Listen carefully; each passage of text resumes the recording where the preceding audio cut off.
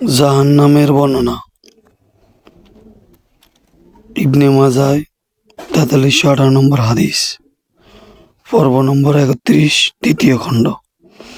হযরত আনাস বিন মালিক রাদিয়াল্লাহু তাআলা আনহু হইতে বর্ণিত, তিনি বলেন, রাসূল সাল্লাল্লাহু আলাইহি ওয়াসাল্লাম বলেছেন, তোমাদের দুনিয়াতে এই আগুন জাহান্নামের আগুনের 70 ভাগের 1 ভাগ উত্তাপের দিক থেকে যদি সেই আগুনকে 2 বার পানির দ্বারাই ঠান্ডা করা না হতো, তবে তোমরা এর দ্বারাই উপকৃত হতে পারতে না। এই আগুন মহান আল্লাহ তাআলার নিকট প্রার্থনা করেছে যে আবার তাকে জাহান্নামে ফেরত না নেওয়া হয়। হযরত আবু হুরায়রা রাদিয়াল্লাহু তাআলা আনহু হতে বর্ণিত, তিনি বলেন, রাসূল সাল্লাল্লাহু আলাইহি ওয়াসাল্লাম বলেছেন, জাহান্নাম তার প্রভুর নিকট অভিযোগ করে বলল, হে আমার রব, আমার একাংশ অপরাংশকে গ্রাস করেছে। তখন আল্লাহ তাআলা 2 বার নিঃশ্বাস নেওয়ার অনুমতি দিলেন, একটি শীতকালে, অপরটি গ্রীষ্মকালে। তোমরা দুনিয়াতে যে ঠান্ডা অনুভব করো তা হইল জাহান্নামের হিমশীতলতা থেকে, এবং যে গরম অনুভব করো তা হইল জাহান্নামের উষ্ণতা থেকে। হাদিসটি ইবনে মাজাহ 4319 নম্বর রয়েছে। হযরত আবু হুরায়রা রাদিয়াল্লাহু তাআলা আনহু হতে বর্ণিত, নবী সাল্লাল্লাহু আলাইহি ওয়াসাল্লাম বলেন, জাহান্নামের আগুন 1000 বছর ধরে উত্তপ্ত করার পর তা সাদা রং ধারণ করে, আবারও 1000 বছর উত্তপ্ত করার পর লাল রং ধারণ করে, আবার 1000 বছর ধরে উত্তপ্ত করার পর তা কালো বর্ণ ধারণ করে। এখন তা গভীর অন্ধকারে রাতের মতো অন্ধকার অবস্থায় আছে। হাদিসটি ইবনে মাজাহ 4320 নম্বরে রয়েছে। আনাস ইবনে মালিক রাদিয়াল্লাহু তাআলা আনহু হতে বর্ণিত, তিনি বলেন, রাসূল সাল্লাল্লাহু আলাইহি ওয়াসাল্লাম বলেছেন, কিয়ামতের দিন কাফেরদের মধ্য থেকে এমন এক ব্যক্তি হাজির করা হইবে যে দুনিয়া আরাম আয়েশে দিন কাটিয়েছে। বলা হইবে, তোমরা ফেরেশতারা একে জাহান্নামের একটি চুম্বন দাও। অতএব জাহান্নামের একটি চুম্বন দেওয়া হইবে। অতঃপর তাকে জিজ্ঞেস করা হইবে, সে অমুক, তুমি কি কখনো সুখের ছোঁয়া পেয়েছ? সে বলবে, না, আমি কখনো সুখের ছোঁয়া পাইনি। অতঃপর কিয়ামতের দিন ঈমানদারদের মধ্য হইতে এমন এক ব্যক্তিকে হাজির করা হইবে যে দুনিয়াতে দুঃখ কষ্ট ও বিপদে জীবন কাটিয়েছে। বলা হইবে, একটি জান্নাতটা দেখাও। অতঃপর তাকে জান্নাত দেখানো হইবে। বলা হইবে, হে অমুক, তুমি কি কখনো সুখ দুঃখ কষ্ট বা বিপদ স্পর্শ করেছ? সে বলবে, আমি কখনো দুঃখ কষ্ট পতিত হইনি। সুবহানাল্লাহ। হাদিসটি ইবনে মাজাহ 4321 নম্বর রয়েছে।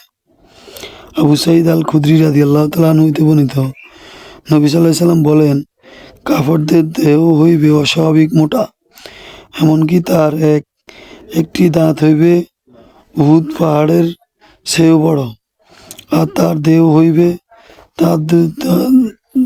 হইবে দাঁতের তুলনায় বিরাট। যেমন তোমরা কারো দাঁতের তুলনায় তার দেহ অনেক বড় হয়ে থাকে। হাদিসটি ইবনে মাজাহ 4322 নম্বরে রয়েছে। হযরত হারিস বিন ওয়াকাইস রাদিয়াল্লাহু তাআলা আনহু হতে বর্ণিত, আব্দুল্লাহ রাদিয়াল্লাহু তাআলা আনহু বলেন, এক রাতে আমি বোরাদার নিকট উপস্থিত ছিলাম। উদ্বৎসরে হারিস বিন উকায়স রাদিয়াল্লাহু তাআলা আনহু আমাদের নিকট প্রবেশ করলেন।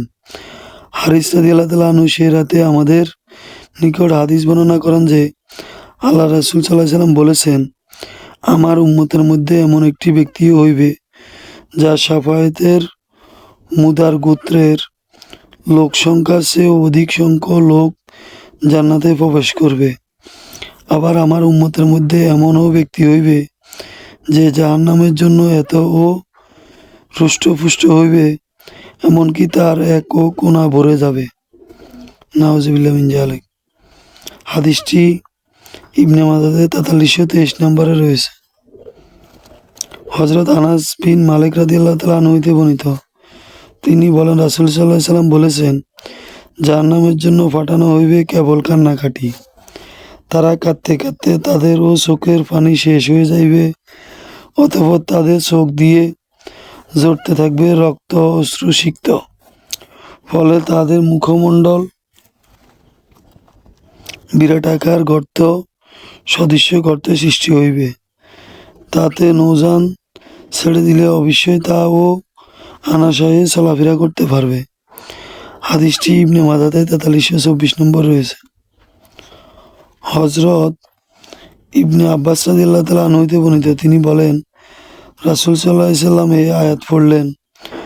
আয়াতের অনুবাদ: হে ঈমানদারগণ, তোমরা আল্লাহকে যথার্থভাবে ভয় করো এবং তোমরা আত্মসমর্থনকারী না হয়ে কোনো অবস্থাতে মরো না। সূরা আল ইমরান 102 নম্বর আয়াত, সূরা নম্বর 2। জাক্কুমের একটি বিন্দুও যদি পৃথিবীতে পতিত হইত, তাহলে দুনিয়াবাসীর জীবন দুর্বিষহ হয়ে যেত।